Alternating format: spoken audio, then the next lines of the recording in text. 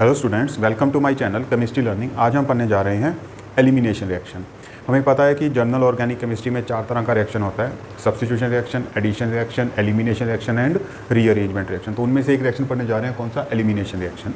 Elimination reaction जो है it is one of the most difficult type of reaction. ठीक है, ये जितने भी चारों रिएक्शन हैं उनमें सबसे मुश्किल तरह का रिएक्शन होता है। वो हम पढ़ेंगे कि ऐसा क्यों होता है। पहले let me introduce the reaction. यहाँ पे आप देख सकते हो ये जो मॉलिक्यूल है इसमें सारे के सारे बॉन्ड्स जो हैं वो क्या है? सिंगल बॉन्ड्स है, या आप बोल सकते हो सबके सब सिग्मा बॉन्ड्स हैं। तो ये मॉलिक्यूल क्या है? सैचुरेटेड है। ठीक है, तो हम इसमें कोई भी रिएजेंट यूज़ करेंगे या कोई भी इसको हीट करेंगे, ठीक है, तो क्या होने वाला है? एलिमिनेशन होने वाला है। एलिमिनेशन का मतलब इसमें से कुछ रिमूव होगा। सपोज करते हैं कि इसमें से एक्स और वाई ये दोनों ग्रुप जो है, या फंक्शनल ग्रुप हैं या कोई एटम्स हैं, ये दोनों यहाँ से निकलते हैं। तो इन दोनों कार्बन की एक एक वैलेंसी फ्री हो जाती है और ये आपस में क्या करते हैं? एक पाई बॉन्ड बना लेते हैं। ठीक है, और एक्स वाई रिमूव हो जाता है।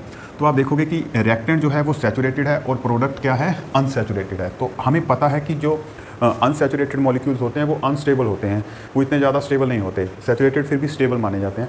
तो हो क्या रहा है? हम स्टेबिलिटी से अनस्टेबिलिटी की तरफ जा रहे हैं। तो इसका मतलब ये रिएक्शन बहुत डिफिकल्ट होगा। कोई भी मॉलिक्यूल अनस्टेबल तो होना नहीं चाहता। तो इसका जो फर्स्ट पॉइंट है वो क्या है? This is one of the difficult type of reaction. ठीक है, डिफ़िकल्ट रिएक्शन होता है ये बहुत। ठीक है, सेकंड, इसमें क्या हो रहा है? इसमें एलिमिनेशन हो रहा है। किसका? एलिमिनेशन ऑफ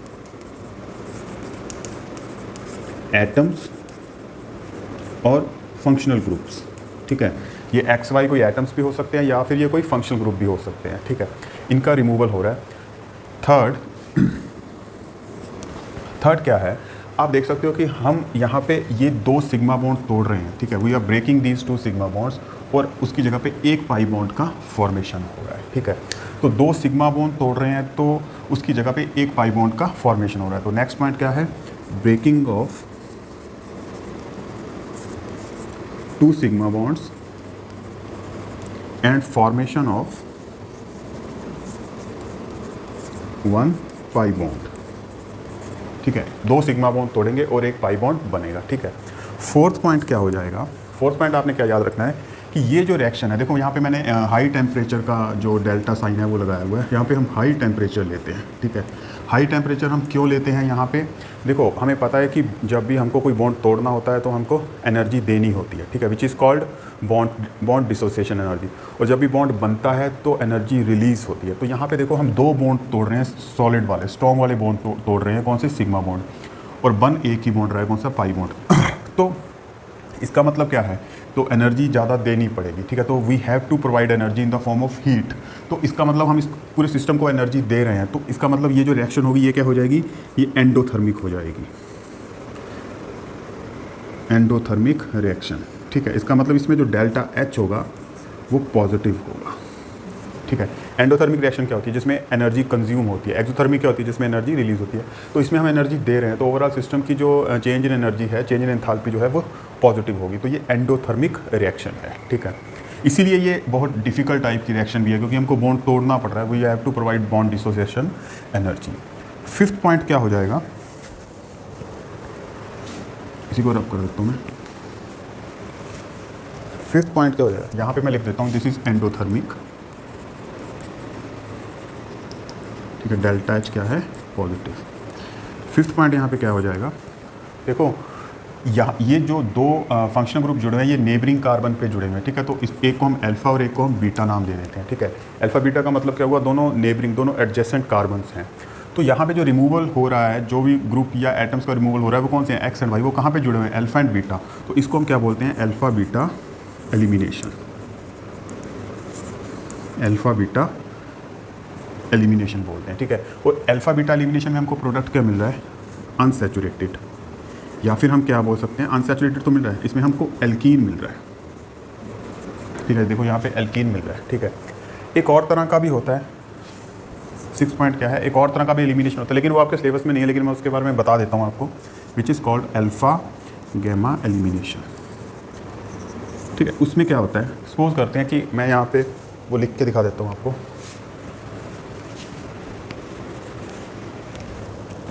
अगर हमारे पास इस तरह से we are having 3 carbon chain atom, तो इसके ऊपर लगा हुआ है एक्स और इसके ऊपर लगा हुआ है वाई। ठीक है, इसको बोलेंगे अल्फ़ा कार्बन, इसको बीटा कार्बन और इसको गैमा कार्बन, ठीक है। तो अल्फ़ा गैमा एलिमिनेशन होगा तो यहाँ से Y निकला और यहाँ से X निकला, तो इन दोनों कार्बन की वैलेंसी फ्री हो जाएगी और इनका आपस में बॉन्ड बन जाएगा। तो ये इस तरह से क्या होगा, साइक्लिक कंपाउंड बन जाएगा, ठीक है। तो जब भी अल्फ़ा गैमा एलिमिनेशन होती है तो प्रोडक्ट क्या मिलता है हमको, साइक्लिक, ठीक है। तो ये कुछ पॉइंट्स थे अबाउट एलिमिनेशन रिएक्शन, ठीक है। अब हम पढ़ेंगे next types of elimination reaction. एक और बात आप ध्यान रखना कि जो एलिमिनेशन रिएक्शन होती है this is opposite to addition reaction, ठीक है। तो यहाँ पे सैचुरेटेड टू अनसैचुरेटेड बन रहा है, लेकिन अगर एडिशन रिएक्शन हो तो वहाँ पे अनसैचुरेटेड टू सैचुरेटेड बनता है। तो एडिशन रिएक्शन बिल्कुल ऑपोजिट होती है एलिमिनेशन रिएक्शन से। नेक्स्ट जो हम पढ़ने जा रहे हैं that is types of elimination, ठीक है। एलिमिनेशन रिएक्शन में कौन सा, alpha beta elimination. Alpha beta elimination जो होता है ये फर्दर 3 तरह का होता है। कौन कौन सा, नंबर 1 जो है वो है E1, ठीक है। सेकंड वन होता है E2 और थर्ड वन होता है ECB, ठीक है। CB का मतलब होता है कॉन्जुगेट बेस, इसका मतलब होता है कॉन्जुगेट बेस, ठीक है। हमने जो आज पढ़ना है हम सिर्फ पढ़ेंगे E1 को, ठीक है। मैं थोड़ा थोड़ा इन तीनों के बारे में अभी बता दूंगा, फिर हम E2 के बारे में पूरा डिटेल में सब कुछ, we will study everything about E1, ठीक है। लेकिन मैं इनका इंट्रोडक्शन अभी दे देता हूँ। E1 क्या होता है, E1 होता है single step reaction, sorry it is double step reaction या bi step reaction, double step reaction, या इसको आप बाय स्टेप बोल सकते हो, बाय स्टेप रिएक्शन, ठीक है। ये जो होता है ये सिंगल स्टेप रिएक्शन होता है और ये जो होता है ये भी बाय स्टेप रिएक्शन होता है, ठीक है। अब इसके बारे में थोड़ा सा मैं इसका लिख के दिखा देता हूँ। कोई भी एक ले लेते हैं, जैसे कि हमारे सामने हमारे पास कोई भी इस तरह का कोई रिएक्टेंट है, ठीक है, जिसके साथ यहाँ पे फंक्शनल ग्रुप लगा हुआ है और यहाँ पे CH3 है, इसका H में खोल के दिखा रहा हूँ। मैं एक और बात बता दूँ कि ये जो रिएक्शन होती है ये किन मॉलिक्यूल के द्वारा ज़्यादा से ज़्यादा शो की जाती है, एल्काइल हैलाइड्स एंड एल्कोहल्स, ठीक है। याद रखना है जिनको हम हेलो एल्केन्स भी बोलते हैं, या एल्काइल हैलाइड्स या हेलो या अल्कोहल। अब मैं E1 के बारे में बताने जा रहा हूँ, which is by step reaction. तो ये 2 स्टेप में होता है ये रिएक्शन, ठीक है। हम ये कोई भी एक मॉलिक्यूल ले रहे हैं, ठीक है, जहाँ पे अल्फा कार्बन जो होता है वो होता है जिसके साथ क्या लगा हुआ है, फंक्शनल ग्रुप, और बीटा कार्बन जो है इसके साथ H लगा हुआ है। मैं 1 मिनट देखूँ, कैमरा चल रहा है। तो अल्फा कार्बन के साथ X लगा है और बीटा कार्बन के साथ H लगा हुआ है, ठीक है। अगर मैं इसको हीट करता हूँ हाई टेम्परेचर पे, और यहाँ पे कोई भी मैं पोलर प्रोटेक या कोई सॉल्वेंट यूज़ करता हूँ, वो सारा कुछ हम डिटेल में पढ़ेंगे। थोड़ा सा पेशेंस से सुनना है आपने, ठीक है, एक एक चीज़ पढ़ेंगे। लेकिन अभी मैं इंट्रोडक्शन दे रहा हूँ। तो अभी पहले स्टेप में क्या होगा, जब हम हीट करते हैं तो इसमें से एनायन निकलता है, कौन, X नेगेटिव, ये रिमूव होता है, ये यहाँ से इलेक्ट्रॉन लेके जाता है। जब ये इलेक्ट्रॉन यहाँ से लेके जाएगा तो कार्बन के ऊपर कौन सा चार्ज आएगा, पॉजिटिव, ठीक है, क्योंकि ये इलेक्ट्रॉन लेके गया और ये एनायन की फॉर्म में यहाँ से निकल गया। तो यहाँ पे हो बच गया ये, ठीक है। ये क्या था, स्टेप 1। स्टेप 2 में क्या होता है, ये H भी यहाँ से निकलता है, ठीक है। तो ये क्या बन जाता है, RCH। जब H भी निकलता है, इसकी भी एक वैलेंसी फ्री होती है, इसकी पहले हो चुकी है, तो इन दोनों में क्या लग जाता है, डबल बॉन्ड, और हमको क्या मिल जाता है, एल्कीन, ठीक है। सेकेंड, अगर हम दूसरी रिएक्शन को देखें E2 को, तो इसमें भी मैं यही एग्जांपल ले रहा हूँ, RCH, ठीक है, इसके साथ लगा है X और इसके साथ लगा है इस तरह से H, ठीक है। इस रिएक्शन की खास बात क्या है, ये एक ही स्टेप में, ठीक है, यहाँ पे आप देखो पहले स्टेप में क्या निकला X और दूसरे स्टेप में क्या निकला H, ठीक है, तो हमको एल्कीन मिला। ये सिंगल स्टेप रिएक्शन है, इसमें दोनों ही चीज़ें, दोनों ही जो ग्रुप हैं वो एक ही स्टेप में निकल जाएंगे, ठीक है। स्टेप 1, ठीक है, यहाँ पे भी हमने हीट किया है, तो क्या बनेगा, RCH double bond CH2। Product दोनों में सेम बन रहा है, इसमें भी एल्कीन और इसमें भी एल्कीन, बस डिफरेंस क्या है, इसमें एक एक करके निकल रहे हैं, पहले X फिर H, इसमें दोनों एक साथ ही निकल गए। अब कॉन्जुगेट बेस में क्या होता है, यहाँ पे मैं सेम एग्जांपल ले रहा हूँ, ठीक है, X। इसमें क्या होता है, इसमें पहले स्टेप में H निकलता है, ठीक है। जब H निकलेगा तो वो इलेक्ट्रॉन दे के जाएगा, कार्बन ज़्यादा इलेक्ट्रॉन एक्टिव है हाइड्रोजन से, ठीक है। तो यहाँ पे क्या होता है, यहाँ पे जब ये इलेक्ट्रॉन दे के जाता है तो यहाँ पे क्या बचता है, CH2 नेगेटिव, ठीक है, यहाँ से -H पॉजिटिव हुआ, स्टेप 1, ठीक है, ये क्या बना, कार्बो एनायन। यहाँ क्या बना था, carbocation, this is carbocation, this is carbanion. ठीक है, यहाँ सेकंड स्टेप में X नेगेटिव निकलता है, ये बनता है RCH डबल बॉन्ड CH2। तो ये भी बाय स्टेप है, ECB भी बाय स्टेप है, E1 भी बाय स्टेप है।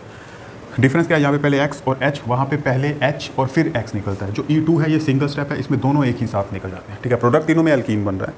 तो अब हम जो पढ़ेंगे, हम पढ़ेंगे ये वाली रिएक्शन E1। आज हम सिर्फ E1 कवर करेंगे, एक लेक्चर में ये कवर हो जाए वो भी बड़ी बात है। तो इसके बारे में हम we are going to study everything, कि यहाँ पे हम कौन सा सॉल्वेंट यूज़ करेंगे, कौन सा बेस, कौन सा एसिड, कौन सा रिएजेंट, वो सब कुछ पढ़ेंगे। तो थोड़ा सा पेशेंस से सुनना और वीडियो को एंड तक देखना।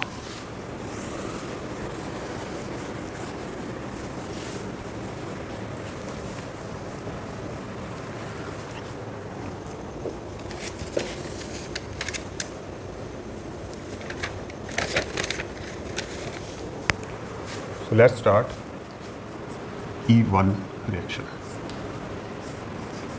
Unimolecular reaction, unimolecular elimination reaction. ठीक है, ये यूनिमोलिकुलर रिएक्शन। अब पहले मैं आपको ये रिएक्शन लिख के बताऊंगा और फिर बताऊंगा कि इसको यूनिमोलिकुलर क्यों बोलते हैं। ठीक है, हम कोई भी एक एग्जांपल ले लेते हैं। मैंने जैसे बताया कि इसमें एल्काइल हैलाइड्स डाल लेते हैं, तो मैं पहले एल्काइल हैलाइड की एग्जांपल लेता हूँ। इस तरह से Br ले लेते हैं यहाँ पे, और CH2H, ये CH3 है, सिर्फ क्या है H लगा, मैंने खोल के लगाया। ठीक है, और इसकी सेकंड पोजीशन पे क्या लगा हुआ है, Br। पहले स्टेप में हम क्या करते हैं, हम इसको हीट करते हैं। ठीक है, हीट करते हैं तो temperature should be more than 60 degree Celsius, ये याद रखना है आपने। इसमें हम हाई टेम्परेचर लेते हैं, मैंने आपको पहले बताया एंडोथर्मिक रिएक्शन है, इसमें हम टेम्परेचर कितना लेते हैं, मोर देन 60 डिग्री सेल्सियस। और इसमें जो हम सॉल्वेंट यूज़ करते हैं वो कौन सा होता है, पोलर प्रोटिक सॉल्वेंट। इसके बारे में बताऊंगा कि ये क्यों यूज़ करते हैं। पोलर प्रोटिक सॉल्वेंट की एग्जांपल क्या होती है, पोलर प्रोटिक सॉल्वेंट की एग्जांपल हो सकती है वाटर या मिथेनॉल या इथेनॉल। ठीक है, इनमें से कोई भी यूज़ कर सकते हैं। ध्यान रखना, मैं इसके ऊपर अलग से बताऊंगा कि हम पोलर प्रोटिक ही क्यों यूज़ करते हैं। ठीक है, वो अभी आगे जाके बताऊंगा। तो क्या होगा पहले स्टेप में क्या होगा, ये Br निकलेगा। ठीक है, मैंने E1 में बताया था अल्फा कार्बन से पहले फंक्शन ग्रुप निकलेगा। तो यहाँ से क्या निकलेगा, -Br नेगेटिव, क्योंकि ये इलेक्ट्रॉन लेके जाएगा अपने साथ, ज़्यादा इलेक्ट्रॉन नेगेटिव है। तो पीछे क्या बचेगा, देखते हैं, RCH CH2H, और इसके ऊपर क्या आ गया, पॉजिटिव चार्ज। ये क्या है, दिस इज कार्बो कैटायन। ठीक है, तो स्टेप 1 में क्या किया हमने, हीट किया in the presence of polar protic solvent, Br negative निकला यहाँ से। ठीक है, कार्बो कैटायन बना। सेकंड स्टेप में हम क्या करते हैं, हम यहाँ पे लेते हैं वीक बेस। क्या लेते हैं, वीक बेस। वीक बेस कौन सा लेते हैं वो मैं अभी बताता हूँ। वीक बेस लेते हैं तो वीक बेस क्या करता है, बेस क्या काम करता है, देखो एक बेस होता है, एक न्यूक्लियोफाइल होता है। तो न्यूक्लियोफाइल जो होता है वो हमेशा कहाँ पे अटैक करता है, कार्बोकैटायन के ऊपर। ठीक है, और जो बेस होता है वो क्या करता है, वो H पॉजिटिव को रिलीज करता है। ठीक है, वो H पॉजिटिव को रिमूव करता है। तो यहाँ पे हम वीक बेस ले रहे हैं, ये इस हाइड्रोजन को यहाँ से निकालेगा इन द फॉर्म ऑफ वाटर। ठीक है, तो क्या बनेगा, देखो यहाँ पे इस कार्बन की भी एक और वैलेंसी फ्री होगी, एक वैलेंसी फ्री होगी, इसकी भी पहले से फ्री है वैलेंसी। तो ये किस में कन्वर्ट हो जाएगा, CH डबल बॉन्ड CH2। तो ये हमको क्या मिल जाएगा, एल्कीन। ठीक है, अब हम एक एक फैक्टर पढ़ेंगे। सबसे पहला फैक्टर हम पढ़ेंगे ये यूनिमोलिकुलर रिएक्शन क्यों है, फिर हम पढ़ेंगे कि पोलर प्रोटिक सॉल्वेंट क्यों यूज़ किया, फिर हम पढ़ेंगे वीक बेस कौन सा और क्यों यूज़ किया। ठीक है, सबसे पहली बात, ये यूनिमोलिकुलर रिएक्शन क्यों है। देखो आपने केमिकल कैनेटिक्स में 11th 12th क्लास में ये पढ़ा होगा, 12th क्लास में पढ़ा होगा केमिकल कैनेटिक्स के बारे में, क्या कि जो रेट ऑफ रिएक्शन होता है, ठीक है, रेट ऑफ रिएक्शन जो होता है वो किसके इक्वल होता है, constant into concentration of reactant. ठीक है, जितने भी रिएक्टेंट इन्वॉल्व हों, लेकिन किस में, RDS में। किसमें, RDS। What is RDS, that is rate determining step. ठीक है, रेट डिटरमाइनिंग स्टेप क्या होता है, which is the slowest step. ठीक है, कौन सा होता है, स्लोएस्ट स्टेप। तो अगर हम इस रिएक्शन को देखें तो इसमें 2 स्टेप हो रहे हैं, ये स्टेप 1 है और ये स्टेप 2 है। ठीक है, ये स्टेप 2 है। तो ये जो स्टेप 1 है, दिस इज RDS। ठीक है, ये हमेशा प्रैक्टिकली पता चलता है। तो ये देखा गया कि ये वाला जो स्टेप है ये RDS है, ये रेट डिटरमाइनिंग स्टेप है, ये स्लोएस्ट स्टेप है। तो इस स्टेप में जितने रिएक्टेंट इन्वॉल्व होंगे that is the molecularity of the reaction. ठीक है, और उसके ऊपर रेट ऑफ रिएक्शन डिपेंड करेगा। ठीक है, तो मॉलिकुलैरिटी क्या होती है, जो आरडीएस में रेट डिटरमाइनिंग स्टेप में जितने रिएक्टेंट्स इन्वॉल्व होते हैं दैट इज कॉल्ड मॉलिकुलैरिटी, और उसी के ऊपर डिपेंड करती है रेट ऑफ रिएक्शन। देखो ये आरडीएस है, इसमें कितने रिएक्टेंट इन्वॉल्व है, only one reactant, this one, ठीक है, और तो कोई रिएक्टेंट नहीं है, ये तो पोलर प्रोटिक सॉल्वेंट है, ठीक है। जो दूसरा रिएक्टेंट है वो सेकंड स्टेप में आया था वीक बेस, तो इसमें एक ही रिएक्टेंट इन्वॉल्व है, तो इसका मतलब इसकी मॉलिकुलैरिटी क्या हो जाएगी, मॉलिकुलैरिटी क्या हो जाएगी 1, that's why it is called E1 reaction, ठीक है, इसलिए इसको यूनिमोलिकुलर रिएक्शन बोलते हैं, ठीक है। तो एक बात तो हमको पता लग गई कि इसकी मॉलिकुलैरिटी 1 है, इसलिए इसको E1 या यूनिमोलिकुलर बोलते हैं। दूसरी बात, इसमें जो रेट ऑफ रिएक्शन है वो किसके ऊपर डिपेंड कर रहा है, वो डिपेंड कर रहा है रिएक्टेंट की कंसंट्रेशन, ये वाला रिएक्टेंट, ठीक है, इसको मैं A बोल देता हूँ, तो यहाँ पे मैं A लिख सकता हूँ, ठीक है, इसकी कंसंट्रेशन के ऊपर डिपेंड कर रहा है। तो रेट ऑफ रिएक्शन बेस की कंसंट्रेशन के ऊपर डिपेंड नहीं कर रहा, वो किसके ऊपर कर रहा है, इसकी कंसंट्रेशन, तो इसकी कंसंट्रेशन डबल होगी तो रेट ऑफ रिएक्शन भी डबल होगा, इसकी कंसंट्रेशन हाफ होगी तो रेट ऑफ रिएक्शन भी हाफ हो जाएगा, ठीक है। मॉलिकुलैरिटी मैंने बता दिया कि इस स्टेप में आरडीएस में कितने रिएक्टेंट इन्वॉल्व हैं, 1 है तो ये E1 है, इतना आई होप आपको समझ आ गया होगा। सेकेंड कि हम इसमें पोलर प्रोटिक सॉल्वेंट क्यों यूज़ कर रहे हैं, why we are using polar protic solvent. देखो पोलर प्रोटिक सॉल्वेंट क्या होता है, पहले मैं वो बता दूं आपको, पोलर प्रोटिक सॉल्वेंट, ठीक है। पोलर का तो आपको पता है, जिसमें चार्ज सेपरेशन हो, जिसमें डाइलेक्ट्रिक कांस्टेंट हो, ठीक है। तो इसमें ये जो सेकंड पॉइंट मैं बताने जा रहा हूँ कि इसमें पोलर प्रोटिक सॉल्वेंट क्यों लेते हैं, पहले आपको पता होना चाहिए पोलर प्रोटिक सॉल्वेंट क्या होते हैं। देखो पोलर प्रोटिक सॉल्वेंट क्या होते हैं, जिनमें भी ये वाला पैटर्न प्रेजेंट हो, FON, ठीक है, F का मतलब फ्लोरीन, ऑक्सीजन, नाइट्रोजन, ठीक है, इन तीनों के साथ अगर H लगा हुआ है, ठीक है, तो वो कौन सा सॉल्वेंट हो जाता है, polar protic solvent, fluorine, oxygen, nitrogen.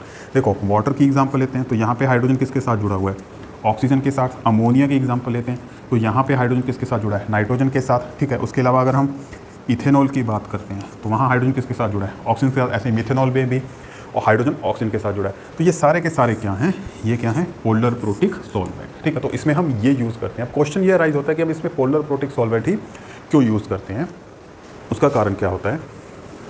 उसका कारण, उसके 2 रीज़न होते हैं। क्या रीज़न होता है, सबसे पहला रीज़न क्या होता है, तो आप ये हेडिंग बना के लिख सकते हो, why we use polar protic solvent in E1 reaction. तो उसका कारण क्या होता है, उसका कारण ये होता है कि टू मेक रिएक्शन इरिवर्सिबल, ठीक है। क्या होता है कि यहाँ पे जो एनायन फॉर्मेशन होती है, जहाँ पे भी एनायन फॉर्मेशन होगी ना किसी भी रिएक्शन में, आप देखना वहाँ पे पोलर प्रोटिक सॉल्वेंट यूज़ होता है, ठीक है। तो यहाँ पे एनायन फॉर्मेशन हो रही है, ठीक है। एनायन क्या है, नेगेटिवली चार्ज आयन, ठीक है। ये क्या करता है, ये दोबारा से CH पॉजिटिव के ऊपर अटैक करके इस रिएक्शन को रिवर्सिबल कर सकता है। अगर ये दोबारा से Br पॉजिटिव के ऊपर अटैक कर जाए तो फिर से ये बन जाएगा, रिएक्शन रिवर्सिबल हो जाएगी। लेकिन हम क्या चाहते हैं, we want to proceed this reaction in the forward direction. तो हमको क्या है कि इस Br को बिजी करना है, ठीक है, ताकि ये इसके ऊपर दोबारा से अटैक करके रिएक्शन को रिवर्सिबल ना करे। तो हम क्या यूज़ कर रहे हैं, पोलर प्रोटिक सॉल्वेंट। तो ये क्या करते हैं, Br नेगेटिव के आसपास एक केज लाइक स्ट्रक्चर बना देते हैं इस तरह से। सपोज करिए हम वाटर ले रहे हैं, ठीक है, इसके पास हाइड्रोजन है जिसके ऊपर पॉजिटिव चार्ज है, ये इस पॉजिटिव, इसके तरफ इलेक्ट्रोस्टैटिक अट्रैक्शन होती है, तो ये क्या बना देते हैं, cage like structure, cage like structure. अब जब केज लाइक स्ट्रक्चर बन जाता है तो ये Br चारों तरफ से घिर जाता है, जिसकी वजह से ये दोबारा से इस कार्बन जो है, कार्बोकेटाइन के कार्बन के ऊपर अटैक नहीं कर पाता। तो ये रिएक्शन क्या हो जाती है, इरिवर्सिबल, ठीक है। एक तो ये रीज़न होता है। दूसरा रीज़न क्या होता है कि ये जो पोलर प्रोटिक सॉल्वेंट्स होते हैं ये, इनकी एक खास बात होती है, इनका यहाँ पे लिख रहा हूँ मैं, डाइलेक्ट्रिक कांस्टेंट होता है। डाइलेक्ट्रिक कांस्टेंट होता है इनका। डाइलेक्ट्रिक कांस्टेंट क्या काम करता है, वो हमेशा जो पोलर बॉन्ड्स होते हैं उनको आसानी से ब्रेक करता है, ठीक है। जिस भी सॉल्वेंट का डाइलेक्ट्रिक कांस्टेंट ज़्यादा होगा वो क्या करेगा, जो पोलर बॉन्ड्स होते हैं उनकी ब्रेकिंग आसानी से करता है, ठीक है। तो हमको Br को यहाँ से निकालना है, तो हम इसलिए पोलर सॉल्वेंट यूज़ कर रहे हैं, ठीक है। तो 2 रीज़न हमको ये यूज़ करने का पता लग गया। एक ये कि ये केज लाइक स्ट्रक्चर बनाता है एनायन के चारों, और ये वाला एनायन, तो रिएक्शन रिवर्सिबल नहीं होता, ठीक है। दूसरा, इसका डाइलेक्ट्रिक कांस्टेंट ज़्यादा है तो Br को आसानी से निकालता है। और देखो हमको टेम्परेचर यहाँ पे 60 डिग्री से अबव लेना पड़ रहा है। क्यों लेना पड़ रहा है, क्योंकि हमको बॉन्ड डिसोसिएशन एनर्जी चाहिए, हमको इस बॉन्ड को तोड़ना है, हमें हर हाल में ये बॉन्ड तोड़ना है। हम सारा जो जुगाड़ कर रहे हैं इस बॉन्ड को तोड़ने के लिए कर रहे हैं, ठीक है। चाहे हम पोलर प्रोटिक सॉल्वेंट यूज़ कर रहे हैं, चाहे हम टेम्परेचर डाल रहे हैं, तो ये बॉन्ड डिसोसिएशन एनर्जी देता है ताकि ये बॉन्ड टूट जाए, है ना। तो ये हो गया पोलर प्रोटिक सॉल्वेंट और हाई टेम्परेचर के बारे में, जो भी हम स्टेप 1 में कर रहे हैं। अब बात करते हैं स्टेप 2 में, जो हम वीक बेस क्यों यूज़ कर रहे हैं, ठीक है। Why we are using weak base and not strong base. आपको वीक बेस, आपको बेस और न्यूक्लियोफाइल में आई होप डिफरेंस पता होगा, नहीं पता फिर भी मैं थोड़ा सा बता दूंगा। देखो अगर हम OH नेगेटिव की बात करें ना तो ये बेस की तरह भी काम करता है और ये न्यूक्लियोफाइल की तरह भी काम करता है, ठीक है। ये बेस की तरह कब काम करता है, जब ये H पॉजिटिव के ऊपर अटैक करे। कहाँ पे अटैक करे, H पॉजिटिव के ऊपर, तो ये क्या कहलाता है, बेस। और कई बार ये C पॉजिटिव के ऊपर अटैक कर जाता है, कार्बोकेटाइन, कोई भी positively charge moiety other than hydrogen, ठीक है, तब ये क्या कहलाता है, न्यूक्लियोफाइल। देखो अब हमारे पास दोनों चीज़ें हैं, यहाँ पे हमारे पास कार्बन के ऊपर पॉजिटिव चार्ज भी है, ठीक है, तो यहाँ पे न्यूक्लियोफाइल भी की तरह भी अटैक कर सकता है वीक बेस, और वो जो बेस है वो इसके ऊपर न्यूक्लियोफाइल की तरह भी अटैक कर सकता है, और वो क्या कर सकता है, H पॉजिटिव को भी निकाल सकता है यहाँ से, ठीक है, तो वो बेस की तरह भी काम कर सकता है। तो यहाँ पे जो बेस है हमारा वो न्यूक्लियोफाइल की तरह भी काम कर सकता है और बेस की तरह भी काम कर सकता है, इसलिए हमको यहाँ पे वीक बेस लेना पड़ता है। अगर आप यहाँ पे स्ट्रॉन्ग बेस ले लोगे तो वो क्या करेगा, पहली बात क्या है, स्ट्रॉन्ग बेस अगर आप ले लेते हो, यहाँ पे अगर आपने स्ट्रॉन्ग बेस ले लिया, if we use strong base, वो क्या करेगा, वो पहले स्टेप में ही इस H के ऊपर अटैक कर देगा, तो वो E1 से नहीं होगा, वो EC भी हो जाएगा, ठीक है, याद होगा आपको, तो वो रिएक्शन इस तरह से नहीं होगा। तो अगर हम यहाँ पे स्ट्रॉन्ग बेस ले लेते हैं तो वो रिएक्शन क्या होगा, वो जो स्ट्रॉन्ग बेस होगा वो इतना स्ट्रॉन्ग बेस है कि वो पहले ही इस H पॉजिटिव को निकालने की कोशिश करेगा, जो कि हम नहीं चाहते। हम चाहते हैं कि ये सेकंड स्टेप में H के ऊपर अटैक करे, ठीक है। तो इसलिए हम यहाँ पे वीक बेस यूज़ करते हैं। वीक बेसिस कौन कौन से यूज़ कर सकते हैं हम, वीक बेसिस जो हम यहाँ पे यूज़ कर सकते हैं वो कौन सा हो सकता है, इथेनॉल हो सकता है, यहाँ पे बना ही देते हैं, C2H5OH, मीथेनॉल हो सकता है, या वाटर हो सकता है, ठीक है, इथेनॉल, मीथेनॉल या फिर वाटर, ठीक है, इनमें से कोई भी हम वीक बेस यूज़ कर सकते हैं, ठीक है। तो स्ट्रॉन्ग बेस हमको यूज़ नहीं करना है। आई होप आपको ये सारी कहानी समझ आ गई होगी कि हम वीक बेस क्यों यूज़ कर रहे हैं। वीक बेस का सिर्फ यही काम है कि वो यहाँ से H को निकाले, वो भी सेकंड स्टेप में वाटर की फॉर्म में, ठीक है। अगर हमने स्ट्रॉन्ग बेस ले लिया तो वो यहीं से H को निकाल देगा और हमारी रिएक्शन इस तरह से नहीं हो पाएगी, ठीक है, इसलिए। तो ये आपको समझ आ गया होगा। अब हम एक एक करके इसकी एग्जाम्पल्स पढ़ेंगे कि पोलर प्रोटिक सॉल्वेंट क्यों यूज़ करते हैं, वीक बेस, हाई टेम्परेचर क्यों यूज़ करते हैं। कुछ एक दो पॉइंट्स और हैं। नेक्स्ट पॉइंट क्या है, stability of carbocation.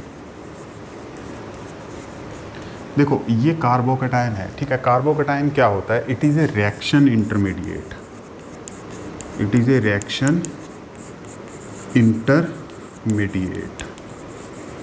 Reaction intermediate क्या होता है, देखो जब भी हम रिएक्टेंट से प्रोडक्ट बनाते हैं तो ऐसा तो है नहीं है कि जी सीधा प्रोडक्ट बन जाता है, उसके बीच में कोई बीच वाली स्टेट बनती है जिसको हम क्या बोलते हैं, रिएक्शन इंटरमीडिएट, ठीक है।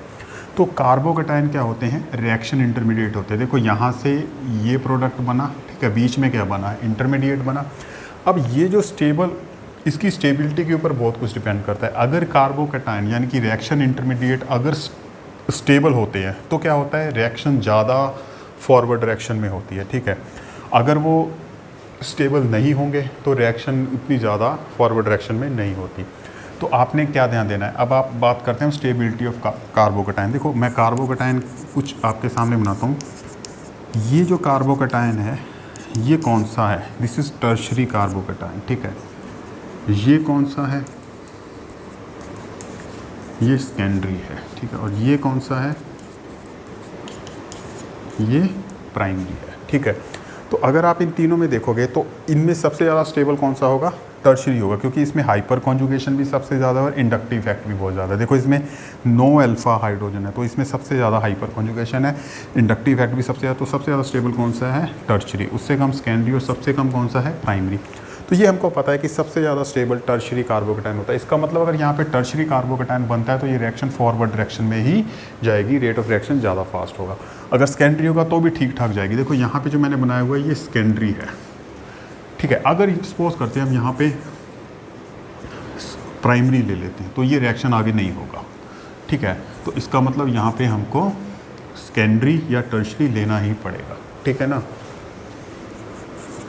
तो जो प्राइमरी होते हैं ये एलिमिनेशन रिएक्शन नहीं करते, ठीक है, ये एलिमिनेशन रिएक्शन नहीं करते, ध्यान देना, ठीक है।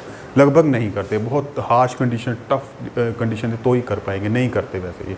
तो टर्शरी और सेकेंडरी ही ये रिएक्शन शो करते हैं। तो जितना रिएक्शन इंटरमीडिएट बीच वाली स्टेट जितनी ज़्यादा स्टेबल होगी उतनी रिएक्शन आगे को जाएगी, ठीक है। तो नेक्स्ट पॉइंट जो है इसके बारे में वो क्या है,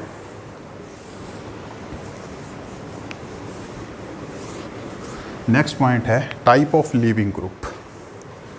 शायद ये 5th पॉइंट है, टाइप ऑफ लीविंग ग्रुप, ठीक है। लीविंग ग्रुप कौन सा होता है? देखो यहाँ से हमने क्या, यहाँ पे हमने क्या लिया था, Br लिया था। सपोज करते हैं ये है हमारे पास, यहाँ पे हम ले लेते हैं आयोडीन, ठीक है, आइडो ग्रुप ले लेते हैं, यहाँ पे हम ले लेते हैं ब्रोमो ग्रुप, और एक हम ले लेते हैं क्लोरो ग्रुप, ठीक है। तो अब देखेंगे कि देखो यहाँ से ये ग्रुप निकलना है, हमको पता है ये लीविंग ग्रुप है। तो लीविंग ग्रुप जितना अच्छा होगा उतना ये रिएक्शन ज़्यादा फास्ट होगा आगे को, ठीक है। अब देखो यहाँ पे सबसे अच्छा लीविंग ग्रुप कौन सा है, हमको पता है सबसे अच्छा लीविंग ग्रुप कौन सा होता है, आयोडीन होता है, क्योंकि इसका साइज़ बड़ा होता है, बिग एटॉमिक साइज़ होता है। अब जितना किसी एटम का साइज़ बड़ा होता है उसकी बॉन्ड लेंथ उतनी बढ़ जाती है, और जितनी बॉन्ड लेंथ ज़्यादा होती है उसकी बॉन्ड स्ट्रेंथ कम हो जाती है, ठीक है। तो यहाँ पे ये वाला जो बॉन्ड लेंथ है ये बढ़ेगी और इसकी स्ट्रेंथ कम होगी, तो ये बॉन्ड आसानी से टूटेगा। इसका मतलब यहाँ से आइडो ग्रुप बड़ी आसानी से निकलेगा। तो ये गुड लीविंग ग्रुप है, शॉर्ट में लिख रहा हूँ इसको, गुड लीविंग ग्रुप। ये उससे थोड़ा सा कम है, ये बहुत कम है, और फ्लोरीन तो बिल्कुल भी नहीं होता, ठीक है। हैलोजन में फ्लोरीन ये रिएक्शन नहीं शो करेगा, क्योंकि फ्लोरीन का साइज़ बहुत छोटा होता है और वो आसानी से निकलता नहीं है, उसमें बॉन्ड लेंथ बहुत कम होती है। तो यहाँ पे सबसे अच्छा लीविंग ग्रुप कौन सा है, ये वाला। तो सबसे फास्ट रिएक्शन ये वाला शो करेगा, उससे कम ये, उससे कम ये, ठीक है। तो ये लीविंग ग्रुप के ऊपर भी डिपेंड करता है। तो हमने बहुत सारी बातें पढ़ ली, पोलर प्रोटिक सॉल्वेंट के बारे में पढ़ लिया, हीट क्यों किया, ठीक है, वीक बेस, कार्बोकटाइन की स्टेबिलिटी एंड लीविंग ग्रुप, ये वाला लीविंग ग्रुप कौन सा, ठीक है। हमने काफ़ी चीज़ें पढ़ ली।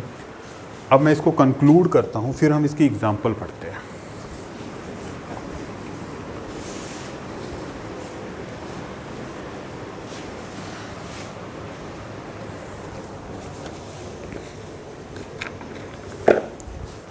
तो जो E1 रिएक्शन है, ठीक है, सबसे पहली चीज़ क्या है, इसमें हमको हाई टेम्परेचर चाहिए। कितना टेम्परेचर चाहिए, हाई टेम्परेचर कितना, मोर देन 60 डिग्री सेल्सियस, ठीक है।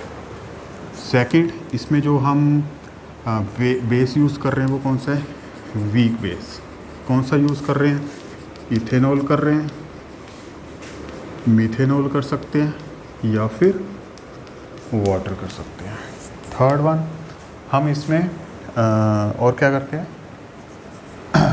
पोलर प्रोटिक सॉल्वेंट यूज़ करते हैं, ठीक है। तो देखना, जब भी हम ये, हमने 3 चीज़ें आपने याद रखनी है E1 के बारे में, ठीक है। और ये क्या है, यूनिमोलिकुलर है, ये हमने पढ़ा, यूनिमोलिकुलर है, ठीक है। अगर हम यहाँ पे टेम्परेचर 60 से कम ले लेते हैं ना स्टूडेंट, एक बात याद रखना, तो ये रिएक्शन जो है ये सब्स्टिट्यूशन रिएक्शन में कन्वर्ट हो सकता है। क्या हो सकता है, ये सब्स्टिट्यूशन, एलिमिनेशन नहीं रह जाता, तो ये सब्स्टिट्यूशन बन जाता है, ठीक है। और दूसरी बात, अगर हम यहाँ पे if we use strong base, ठीक है, यहाँ हम वीक बेस लेके, अगर हम स्ट्रॉन्ग बेस करते हैं then it will become E2 reaction. कौन सा बन जाता है, तब ये E2 बन जाता है। इस पॉइंट को याद रखना, ये जब मैं नेक्स्ट लेक्चर लूँगा तो मैं बताऊँगा कि स्ट्रॉन्ग बेस से E2 क्यों होता है। ये मैंने बताया है आज की वीक बेस क्यों होता है, ठीक है। तो इतना तो आप याद रख सकते हो कि वीक बेस की प्रेजेंस में ही E1 होता है, स्ट्रॉन्ग बेस की प्रेजेंस में E2 हो जाता है, ठीक है। तो ये कुछ पॉइंट्स हैं। अब हम इसके एग्जाम्पल्स पढ़ते हैं।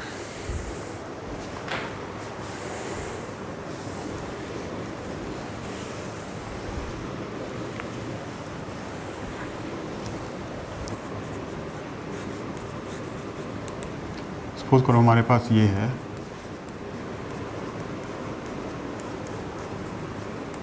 इसका नाम क्या है, 2-ब्रोमो प्रोपेन, ठीक है। इसको हम वही कंडीशन दे रहे हैं, हीट कर रहे हैं, ठीक है। पोलर प्रोटिक सॉल्वेंट ले रहे हैं, कोई भी हो सकता है, पोलर प्रोटिक सॉल्वेंट वाटर हो सकता है, ठीक है, मिथेनॉल हो सकता है, कोई भी हो सकता है। और साथ में क्या लिखा है यहाँ पे, वीक बेस। वीक बेस कौन सा होता है? मिथेनॉल हो सकता है, इथेनॉल हो सकता है, ठीक है, ऐसा कुछ भी लिखा हो सकता है। तो ये लेते हैं तो क्या बनता है, हमको पता है कि ये अल्फ़ा कार्बन से फंक्शनल ग्रुप जाएगा और बीटा कार्बन से क्या H जाएगा यहाँ से। तो क्या बनेगा देखो, CH3 CH double bond CH2, ठीक है, ये बन गया हमारा प्रोपीन प्लस क्या बन गया, वाटर, ठीक है। अब इसका मैकेनिज्म तो आपको पता ही है, पहले स्टेप में क्या हुआ था, ठीक है, हीट किया था, ओल्ड पोलर प्रोटिक सॉल्वेंट आया, उसने यहाँ से क्या निकाला, Br निकाल दिया, Br नेगेटिव, तो क्या बना CH3 CH पॉजिटिव और CH3, ठीक है, ये हुआ था। कार्बोकैटायन बना, कार्बोकैटायन। एक और बात मैं आपको बता दूं, अगर यहाँ पे कार्बोकैटायन सपोज करते हैं प्राइमरी बनता है तो वो रीअरेंज करके अपने आप को सेकेंडरी या टर्शियरी में कन्वर्ट करता है, ठीक है, क्योंकि टर्शियरी जो होता है वो ज़्यादा स्टेबल होता है, ठीक है। तो अगर सपोज करते हैं कि यहाँ पे प्राइमरी या सेकेंडरी बनता है तो वो टर्शियरी में कन्वर्ट होने की कोशिश करेगा बाय मिथाइल शिफ्ट या हाइड्राइड शिफ्ट। वो एक अलग पूरा लेक्चर हो सकता है उसके ऊपर, ठीक है, वैसे उसके ऊपर मैंने लेक्चर दिया हुआ है, आप मेरे चैनल पे जाके देख सकते हो। तो उसको हम बोलते हैं कार्बोकैटायन रीअरेंजमेंट। तो यहाँ पे पहले से ही सेकेंडरी है, अब टर्शियरी इससे फर्दर पॉसिबल नहीं है, तो ये यहीं तक रहेगा, ठीक है। अगर सपोज करते हैं यहाँ पे होता प्लस, ठीक है, तो ये H इधर चले जाना था और इसने यहाँ पे पॉजिटिव चार्ज आ जाना था, इसने सेकेंडरी में कन्वर्ट हो जाना था। चलो अब इसके बाद क्या होगा, इसके बाद ये बनेगा, लेकिन कैसे बनेगा, क्योंकि यहाँ पे हम क्या लेंगे, वीक बेस, ठीक है, वीक बेस कोई भी हो सकता है, मिथेनॉल इथेनॉल कोई भी हो सकता है, ठीक है। वो क्या करेगा, यहाँ से H को निकालेगा, यहाँ पे मैं खोल के लिख देता हूँ, यहाँ पे H है, ये H जो है ये वीक बेस के साथ चला जाएगा, वाटर निकलेगा, ठीक है, और यहाँ पे क्या बन जाएगा, डबल बॉन्ड। तो आई होप आपको यहाँ तक समझ आ गया होगा। अब जो नेक्स्ट एग्जांपल हम पढ़ने जा रहे हैं वो थोड़ी सी अलग है।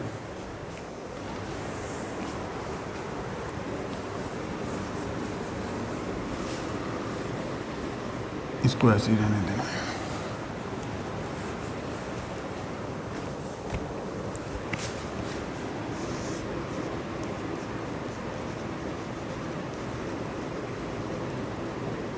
अब देखो यहाँ पे हम लेते हैं CH3 CH2 CH Br, ठीक है, और यहाँ लेते हैं CH3। अब आप सोचिए कि क्या बनेगा, ठीक है, अब आप सोचो क्या बनेगा। अब आप क्या करोगे, आप यहाँ से Br निकालोगे पहले स्टेप में, ठीक है, हीट किया, पोलर प्रोटिक सॉल्वेंट लिया, यहाँ से क्या निकाल दिया हमने, Br, तो क्या बचा, CH3 CH2 CH Br, यहाँ से Br निकल चुका है, CH3, ठीक है, यहाँ से माइनस क्या हो गया, Br नेगेटिव, ठीक है, CH2 है ये, CH3 Br, ठीक है। अब हमको ये मिला, अब यहाँ पे, यहाँ से क्या होगा, यहाँ पे वीक बेस आएगा। अब दिक्कत क्या है यहाँ पे, अब हमें नहीं पता कि यहाँ से कहाँ से हाइड्रोजन निकालना। देखो यहाँ पे 2 बीटा हाइड्रोजन है, आप देख सकते हो, एक ये है और एक ये है, ठीक है। अब हमें नहीं पता हाइड्रोजन हम यहाँ से निकालेंगे या यहाँ से, दोनों बीटा कार्बन की तरह हैं। तो यहाँ पे क्या करते हैं हम, ठीक है, मैं 2 पॉसिबिलिटी लगा के चलता हूँ कि 2 प्रोडक्ट बनते हैं, 2 प्रोडक्ट बन सकते हैं, ठीक है। कौन सा, एक मैं यहाँ से H निकालता हूँ तो देखते हैं क्या बनता है, CH3 CH double bond CH CH3, ठीक है, एक तो ये प्रोडक्ट बन सकता है। सेकंड पॉसिबिलिटी क्या है कि मैं इधर से H निकालता हूँ, इसको नहीं छेड़ते हम, ठीक है, CH3 CH2 CH double bond CH2। अब यहाँ पे हम थोड़ा सा कंफ्यूज हो जाएंगे कि हम क्या करेंगे, ठीक है। तो यहाँ पे एक वैज्ञानिक आए, महान वैज्ञानिक सेजेफ, उन्होंने सेजेफ रूल दिया फॉर एलिमिनेशन रिएक्शन। देखो एलिमिनेशन पढ़ रहे हैं तो सेजेफ रूल कहाँ पे यूज़ हो रहा है, एलिमिनेशन। इन्होंने बोला जब ऐसी कंडीशन आ जाए जब 2 बीटा कार्बन प्रेजेंट हो, जिनके पास डिफरेंट नंबर ऑफ हाइड्रोजन हो। देखो इसके पास कितने हाइड्रोजन है, 3 है, इसके पास कितने हाइड्रोजन है, 2 है। तो हमें नहीं पता अब हाइड्रोजन यहाँ से निकालना या ना यहाँ से, अनसिमेट्रिकल हो गए। तो सेजेफ क्या बताते हैं, वो बताते हैं कि उस कार्बन से हाइड्रोजन निकालो which is having laser number of hydrogen. अब इन दोनों में से किसके पास लेसर नंबर ऑफ हाइड्रोजन है, किसके पास कम है, इसके पास है, ठीक है। तो यहाँ से निकालेंगे तो कौन बनेगा, ये बनेगा। तो ये हमारा मेजर प्रोडक्ट बनेगा और ये क्या बनेगा, माइनर। ठीक है, तो सेजफ ने क्या बोला, कहाँ से हाइड्रोजन निकालने हैं,